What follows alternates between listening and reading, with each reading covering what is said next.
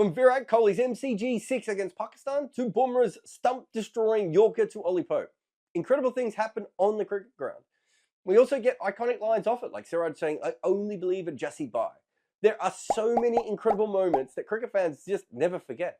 And now you can wear them on your chest. Free Hit Gear has launched a line of amazing t-shirts and hoodie designs. Passionate fans in India can order through their website, freehitgear.com, while fans abroad can use Free Hit Gear on the Etsy store to have items delivered to them. Order now with the code GOODAREAS, or one word, to get a limited time 15% discount, and you can wear a t-shirt like this one right here. Hello and welcome, ladies and gentlemen, to the latest episode of the Footmarks podcast. I'm Behram Qazi, who you can find at DefMango on Twitter. And with me, as always, is Jarrod Kimber, who you can find literally everywhere. And the title for this particular episode of the Footmarks podcast is The Other ICC Trophy. And no points for guessing, it's on the Champions Trophy. And Jarrod, before we even get into everything, I want to talk about the inconsistencies of this event. It's gone through a few rebrands, format changes. It's been cancelled multiple times, brought back to life, then cancelled again. And now we're currently in between one, right? So there is no regular cadence between editions either. Sometimes it's 2 years, sometimes it's 4, sometimes it's 8. It's like the ICC's illegitimate child, which it doesn't really give a fuck about, but also loves deep down. Yeah, as long as you're not going to compare it to Jon Snow from Game of Thrones, because I don't think it's ever been that popular, has it? Yeah, I mean, when people go, "Oh, I really like the Champions Trophy," where are those people when it disappears for 8 years, right? Yeah. Like, you don't get them as much. And when it comes back up, everyone's excited. Of course we're excited. We get to see the best teams in the world playing, and we would be excited if they put together a random World Cup.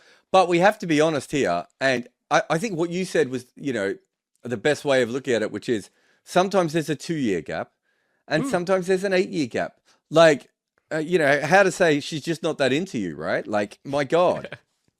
Absolutely. And they didn't even bother with the seedings, right? This is not the first time they've done that. Even in the initial tournaments, they didn't bother with the seedings. And like a team like the West Indies, which even has a rich Champions Trophy heritage, didn't even have a shot at qualification this time around, right? We didn't even know this tournament was going to happen up until recently. Yes, and you can see from the preparation of all the teams that no one was really ready for this thing to happen at all. Yeah, I mean, I don't think there's a problem with doing it off seedings, per se. But it does seem a little bit random to sort of, like it was, what, late 2023? Suddenly teams were told that this was going to happen, unless I'm misremembering the dates. So yeah, I just thought the whole thing was really, the whole thing was weird. And, you know, you watch these teams preparing. Also, there's been conversations behind the scenes about whether this will end up being a T20 tournament at certain times, right? So you can see how some teams were thinking eventually that would happen. So the whole thing's been bizarre. Yeah, I mean, the first edition of the Champions Trophy back in 1998, when it was originally called the Wills International Cup, I love how cigarettes were sponsoring everything back in the day, right? And the purpose was, for this tournament, for it to generate income between World Cups by hosting it, right? And there was also an intention to grow the game beyond test-playing nations. And I find it rather ironic that it's evolved into this tournament, which is only played by like 8 ODI teams, which are supposedly the top 8 teams, right? Yeah, no, exactly. So, you know, the original thought was play it in Kenya. I think the original tournament was played in Bangladesh, but they were thinking about playing it in Florida at one stage as well. So Kenya, Bangladesh, Florida, growing the game. You had teams like the Netherlands, USA. I'm trying to think, Canada, I think, played 1 year perhaps as well. You know, so some really, obviously Kenya and Bangladesh, although Bangladesh don't play in the first one, if I remember correctly. They don't play in their own tournament. Yeah, they go out saying that we want to grow the game and we're hosting it in Bangladesh, but associates only come into the picture in the 2000 edition, and that was rebranded to the ICC Knockout Cup, right? And then there was also this round called the pre-quarterfinals, was it, in that tournament? Yeah, we will go out of our way in cricket to invent the name of something just so we don't have to let other people play in it. So, why not call it the round of whatever number is playing? Why call it the pre-quarterfinals, though? I mean, it's a bizarre thing. So I think if you have a look at the original idea, we had a World Cup every 4 years and they were getting popular, right? And it isn't really till the mid-90s that sort of global cricket starts to explode, right? Like 83 is the first big World Cup. 92 is the first global World Cup. 96 is huge. So you can understand why they were trying to cash in on that. And in those days, we only had one other format that we had an ICC trophy for. And we had a big break in between. The Champions Trophy made sense, right? And also, I think it probably... I would have thought it always would have made more sense to have more teams at the World Cup and less teams at the Champions Trophy, right? Just from the point of view of the World Cup is where you want all these associate teams coming in and everything. And the Champions Trophy is probably where you just want to do a cheaper tournament, bring all the best teams in, make your money, and then, as you said, you can still host it in these other places as their original plan was. And then over time, what happens is this weird amalgamation of the two where, like, you've got an 8-team Champions Trophy being played a few months out from a 10-team World Cup. And at that stage, you're like, what are we even doing here? Yeah, no, I mean, I think I'll actually challenge you over there because the first two editions were knockout tournaments, if I'm not wrong. And the second one, of course, did feature associate nations and they were held in Bangladesh and Kenya, right? I feel that it was probably a good idea to keep doing it that way. And if anything, you know, how you mentioned ODI cricket was the other format back in the day and it was lucrative. And with the advent of T20 cricket, they could potentially have evolved this into a T20 knockout cup of sorts, and then you could gradually continue to add teams to it. Maybe at some point you could even have a 32-team knockout, right? Because the idea originally was to grow the game, and I thought that was a noble idea. So the problem with that is, I don't think they can ever do that. And I think there's a reason you don't see that in international sports, is there's no real reason to fly a team somewhere for potentially one game.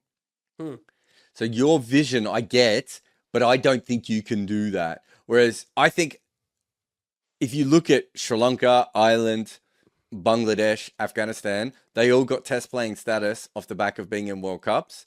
If you put them in the Champions Trophy, I don't think it has the same pop because not as many people watch and there isn't as much buzz. So I'd rather have the bigger teams playing in the Champions Trophy. But your T20 point is valid. And that's why it's kind of a bit weird that here we are. Let's be honest, the only reason there isn't a T20 World Cup, a T20 Champions Trophy at the moment is we have a T20 World Cup every 5 minutes. And that's also what they did with the Champions Trophy, right? Originally, 96, there was a World Cup. 98, there was a Champions Trophy. 99, there was a World Cup. 2000, there was a Champions Trophy. 2002, there was a Champions Trophy. 2003, there was a World Cup. Stop me if you're getting the point here. And they completely over-indexed on it.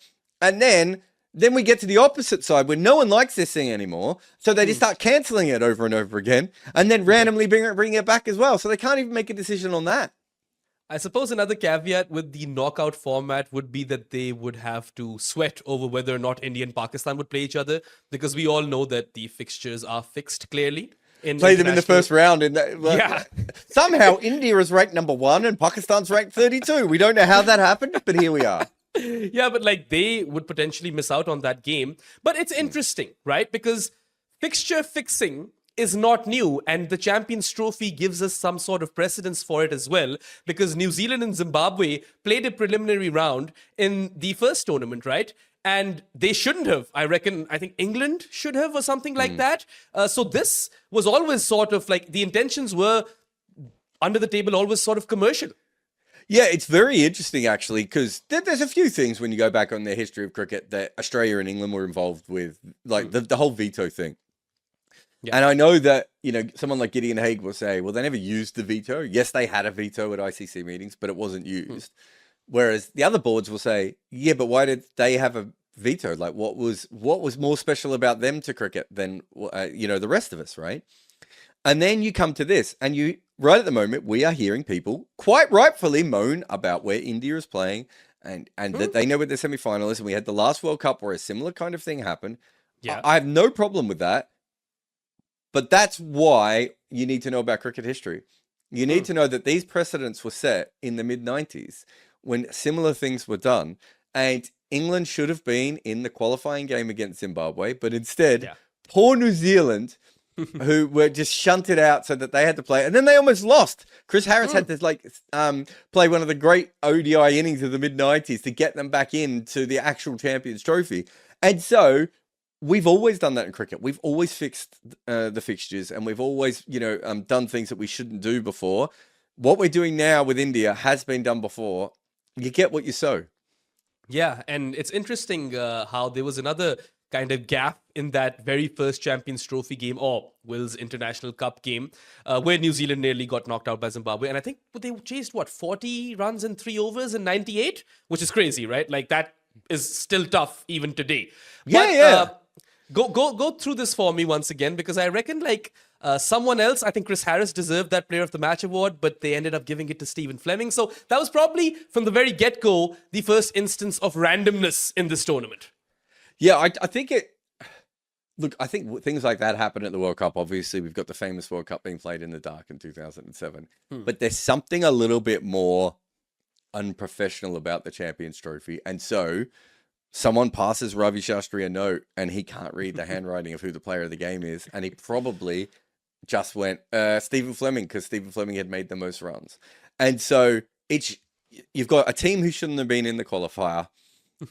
You've also got the fact that the whole thing's weird anyway, that Zimbabwe and New Zealand were the only 2 teams that had to qualify for that event and everyone else was in it. Like, that's random, right? And then you have the first ever game in the Champions Trophy, the wrong player getting the Player of the Match award because someone's written the notes down. That kind of set the precedent for what the Champions Trophy is today. Yeah, absolutely. But, on the bright side, each edition of the Champions Trophy, as it continued to change names and everything, the revenue generation kept increasing with every next event.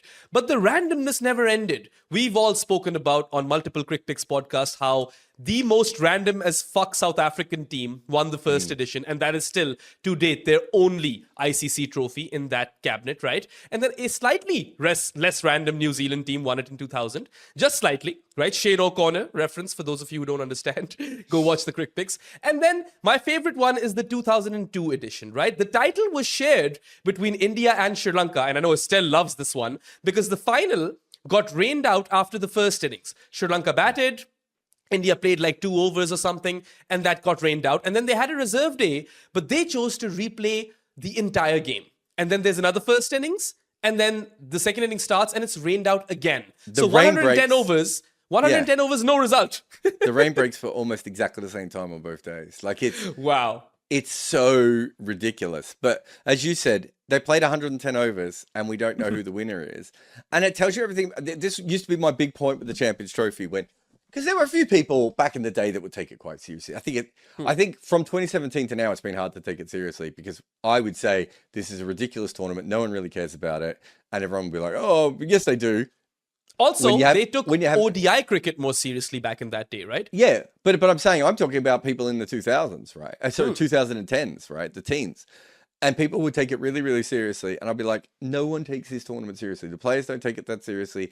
The organization doesn't take that seriously. And until the gap between 2017 and 2025 was the one where everyone was like, oh, okay. But when you would say to people, well, wait a minute, what do you think about the 2002 edition? Where they couldn't even have a winner of this tournament. And they just gave up and gave it to both of them. It is one of the more pointless things that we've ever done in cricket. Yeah, I mean, I can't think of a single tournament, ICC event at least, where the trophy was shared in cricket. Even though we were close in 2003, I suppose, the World Cup final had a rain scare. You were there, right? Weren't you? But it never ended up raining, I think, over there. Weirdly enough, India have actually never won this tournament when they've played 50 overs in the final. Because the first time they won it when the trophy was shared, and the second time there was a rain-reduced game, so it ultimately became a T20. And then England, I remember, completely botched that chase. They were leading, and then they somehow lost. It is. There is 2 top moments in history when England has completely stuffed up. I mean, if you want to throw in the 2017 edition as well, when they at the very least should have made the final. They've had 3 pretty good chances to win the Champions Trophy over the years, and have found very entertaining ways to go out. But playing a T20 game in the rain in Birmingham was a personal highlight. Was it Birmingham? I know I was at that game. I think it was Birmingham. Or was it at Lord's? Yeah. I was at the game anyway. I can't remember where I was. I reckon Ravi Bopara did well, but I'd really have to jog my memory for that one, right? I think it was Bopara and Morgan that Ishant Sharma got out, if I remember rightly. Yeah, I think it was something like that. But, the whole pretense of growing the game via this tournament in the midst of making more money, of course, it kind of fell apart because 2002 onwards, they didn't really care as much about growing the game.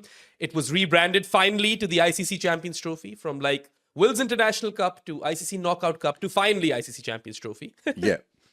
And then India was supposed to host this event, but there was some tax breaks that they weren't ready to give the Indian government, so Sri Lanka ends up hosting it, and the knockout element was dropped as well. So again, so fucking random, right? If you make any content, Minvo Pro is the tool for you. Take your long format content and cut it and slice it for social media. This AI-inspired weapon will turn your one piece of work into so many clips. Try Minvo.pro now. I think that's one of the other things that's worth remembering. And this is something that I know normal cricket fans, but when they're defending the Champions Trophy, it's like, guys, you have an event that no one wants to host. That tells you how unimportant it is, right? Like it's come to a point where when England had the two tournaments back to back in 2013 and 2017, so I got so many comments on social media go, oh, this is just England trying to reclaim the game again. It was like, no, this is no one else wanting to host this event. And England at that stage were desperate to host as many things as they could. And, you know, they were trying to do a carve up with Australia and England, India, of course, at that point, and get as much as they could. That's the kind of tournament it's been. To think that India, of all places, would go, no, we're not going to help out to host this event, just tells you where it kind of fits in, right? It's so low down. It's the Commonwealth Games of cricket. It's also one of the...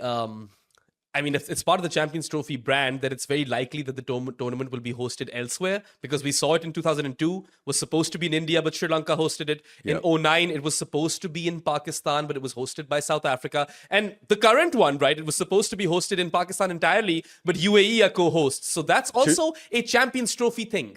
And 98 was supposed to be in Florida and somewhere else, I think, as well. So you go through, it really tells you the difference. What teams really fight tooth and nail to get World Cups, right? And I remember talking to people from the ICC around 2012-ish. They were just like, England might do, they didn't know, I think at that stage they thought 2013 would be the last one.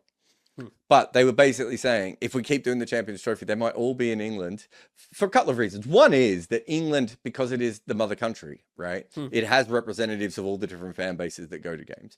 But the other is that England wanted to host it. They wanted that event, and every other country was like, do we have to? In fact, I think there's an old story, and I think it might have been the BCCI, and this is a long time back, basically going, if you want us to host it, you have to pay us a decent amount, right? Which is not generally how hosting used to go. It used to be that, like the Olympics, you would be the one who would put in all the money. That's not even how the World Cups work anymore. You do actually get hosting fees, which makes a lot more sense, because you put the money into development of stadiums and fan experiences more than anything else. But it does show you just how sort of bizarre and random this all is, if that's the situation that we're in, right? Of the countries themselves aren't that interested in it. One of the events or tournaments which I remember countries were really interested in winning it, Australia in particular, was 2006, because that was a great Australian team, one of the best teams we've ever seen. And they hadn't won the Champions Trophy yet. And they went into that saying that we got to win this one now, right? And then they did win that. But there was some other controversy during the awards ceremony where they were trying to push Sharad Pawar off the podium. And then that kind of blew up into something extreme, and it was all over the newspapers. Like, just very on brand with the Champions Trophy, wasn't it? Yeah, it's Damien Martin, I think, was the one, wasn't it? I think if you go back and have a look at the footage, who, look, at that stage, the Australians were trying to celebrate. You had an old man who was lost on the stage, but there's a way of doing it, and they did do it correctly. And it's as India's might is coming up, right? Like, it's as the political power and everything is starting to come into cricket. And if you go back, Damien, like, if that was your grandfather, you'd be like, just help him off the stage. You guys, we get it. You won this tournament. But so, yeah, it did cause issues. And I remember, because I started blogging about a year after that, and Indian fans, a lot of them, and it was just like, you guys are taking the push more seriously than we did the win. Like, like Australians didn't really notice that they'd won that tournament and weren't all that interested in it at all. But you're right, the Australian team was a little bit different just because it was the thing they hadn't won. And I think also, to be fair, they knew that they weren't trying particularly hard at that point. That's always the case with Australia, right? Every time they actually start putting in an effort, they somehow manage to win the goddamn tournament. But I remember back in 2006, I was actually pretty excited for that tournament, right? For multiple reasons. I had enjoyed the 2004 edition a lot. And B, Bob Woolmer had actually transformed the Pakistan ODI team. And then in complete Pakistan fashion, I remember the Daryl Hare thing happened. So Inzi was fighting this case with Daryl Hare and won at last moment. And still, I think he did get to play a game or two in that Champions Trophy, if I can recall. And also Asif and Shoaib Akhtar, both got like chucked out of the squad because of that Nandrolone case right before the Champions Trophy. And then no single Asian team made it to the semis. So a very anticlimactic tournament that way, if you think about it. No, it's a very weird tournament. I think we've had a lot of interesting games and interesting narratives. I don't know how many interesting tournaments we have had. And that was another one where you kind of look back on it and you're like, it now makes more sense in the history of of international cricket, because Australia needed to win a trophy. But there's so many of these things that like for instance, when the West Indies won, it's a great story, and I know we're going to do another podcast on it at one stage, but you look at it and you're like, they didn't win an ICC trophy from 1979 until 2004. And the team they won it with would have lost by an innings to some of the other West Indies sides. So how do you, and like when we say, South Africa are chokers, they've actually won this tournament and we just don't count it. So it really shows how much it doesn't matter at times. Yeah, no, you mentioned the 2004 tournament. It's one of my favorite memories of cricket, right? Like, I remember this is probably the first ICC Champions Trophy that had some sort of marketing behind it, I feel, because we knew it was coming, right? Before that, we never even knew. And the other ones just sort of, they arrived, didn't they? And you were like, wait, our country's where? This one had a really nice little theme song as well, I remember. And it's also worth saying that back in those days, we had a lot of tri-series, quadrangular series, even pentangular perhaps at times. Yeah. And so when we heard of the Champions Trophy, I think to a lot of the word champion had been used in other tournaments before.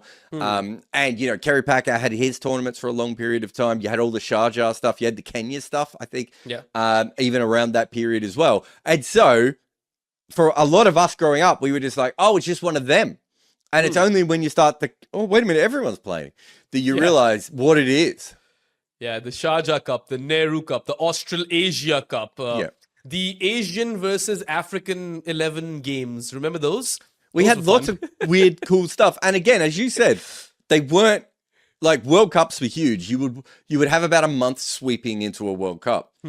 The Champions Trophies didn't have any of that until we get to about 2004. And then you get, 3 big Champions Trophies in a row, maybe 4, before it all falls away again.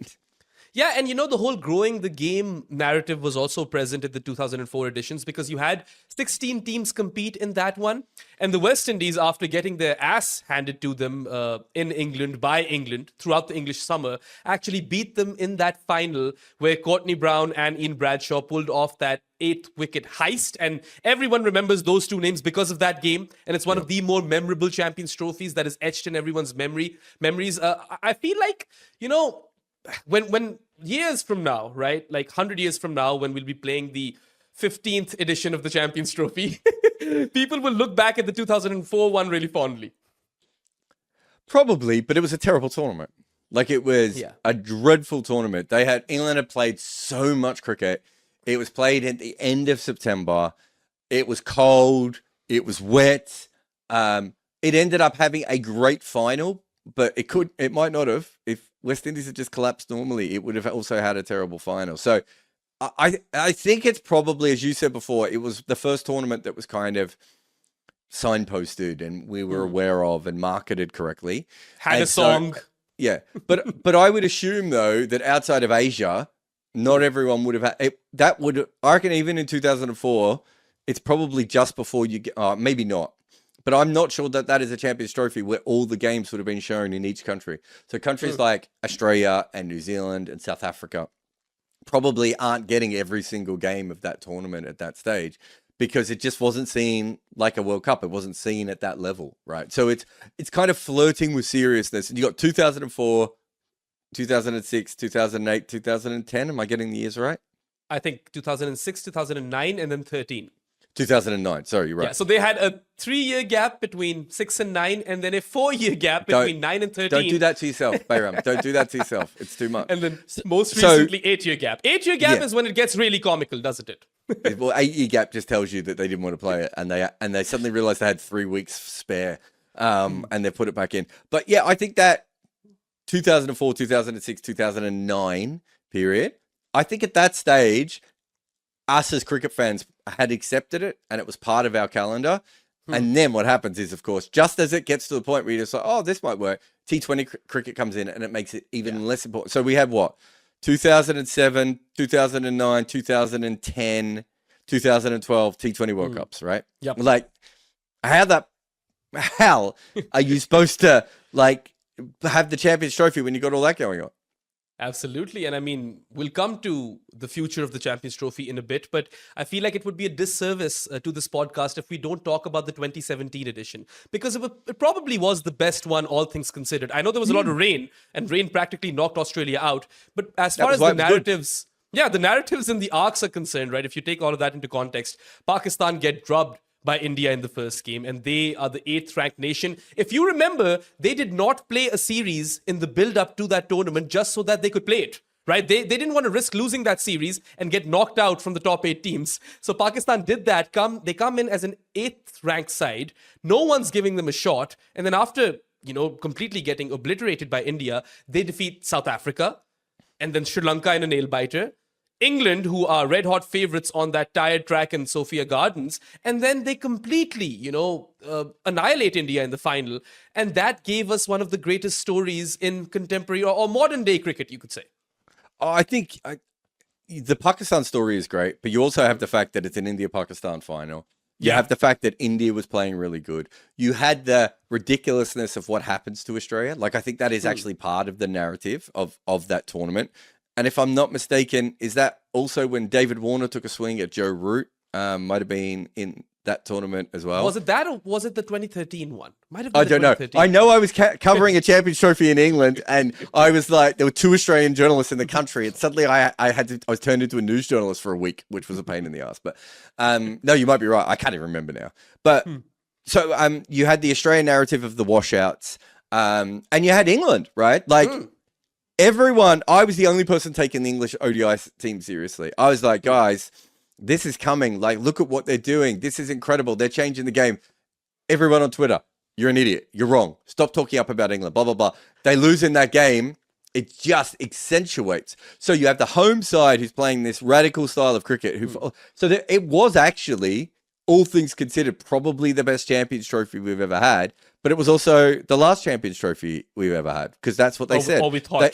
They also said that in 2013, and there have been other times as well. But it was going to be it. That was the final swan song, right? Like, it just tells you everything about the Champions Trophy, that after we played a great edition, everyone was like, okay, that's it for us. We'll see you we won't see you next year. We'll never see you never again. Yeah, that particular tournament, 2017, had so many more narratives, like the whinging by Morgan after the semi-final, which he had a point, right? I'm not saying he didn't have a point, but it was just ill-timed, I suppose, because you are the home team. Well, also, there was a lot of thing of like, oh, the ICC wanted an India-Pakistan final and all this sort of stuff. And it's like, guys, it was a worn pitch already, right? Yeah. If you want to know what the problem is, it's that, and we're seeing it in Pakistan for this Champions Trophy, if there's only 2 or 3 wickets that you can use for major televised cricket games, and once they get used over a period of time, if you try and reuse them, they're slow, but even if you bring them back up, they get slower and worse. And so that was probably the first tournament where we really understood that. I should say, where cricket really started to listen to the curators and everything, because the curators had told them that was going to happen, right?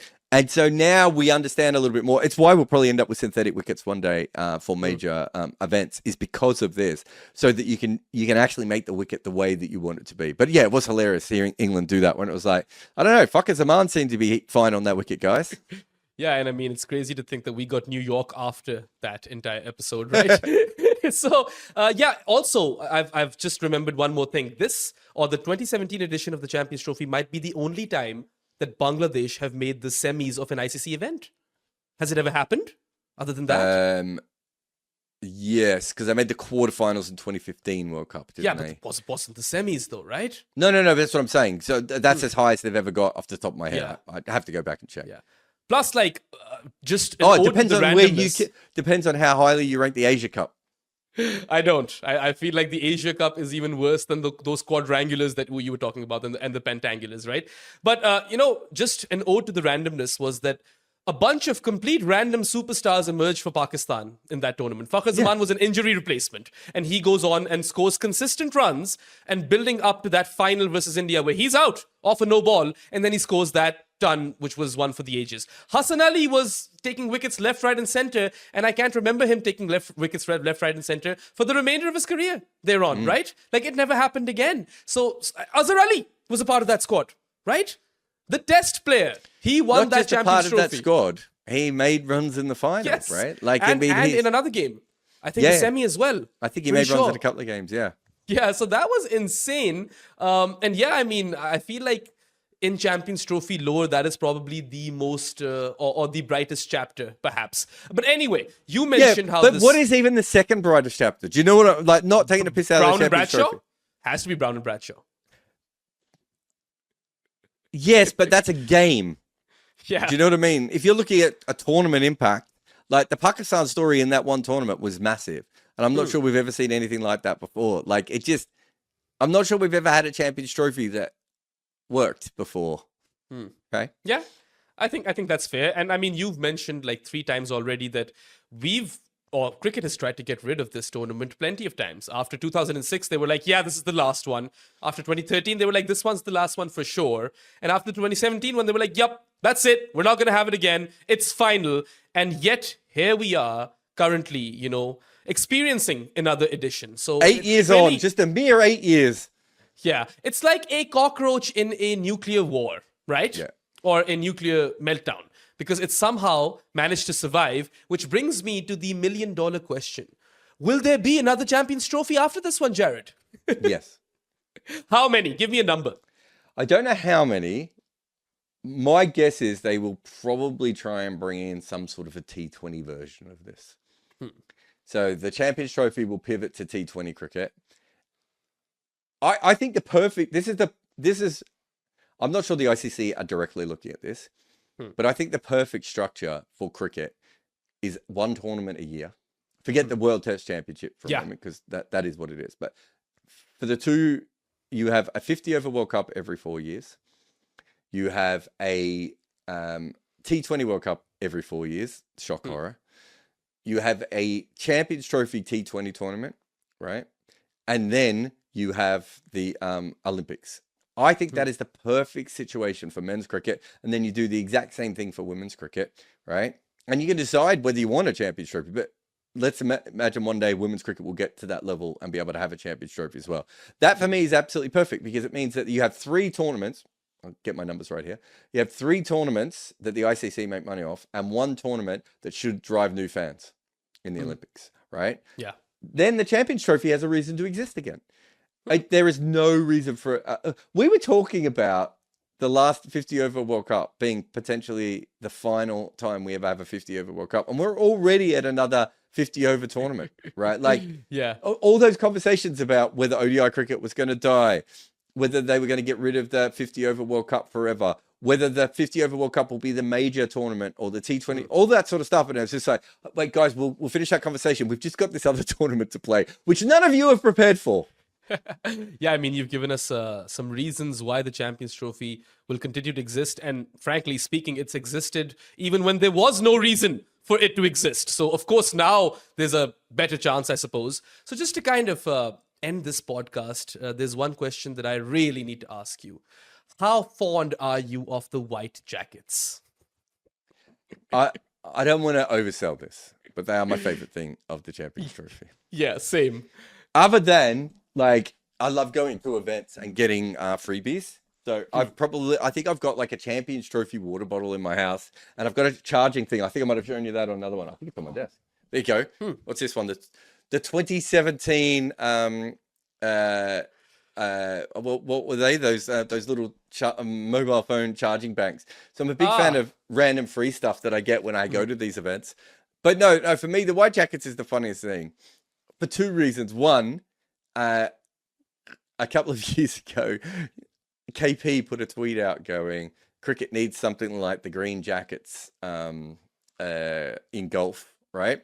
And it allowed me to tweet back going, well, we have the Champions Trophy, which has white jackets. And also you get a green jacket if you play for South Africa, which is still one of my most biting and unfair tweets. But also because it kind of shows what they were trying to do with this thing.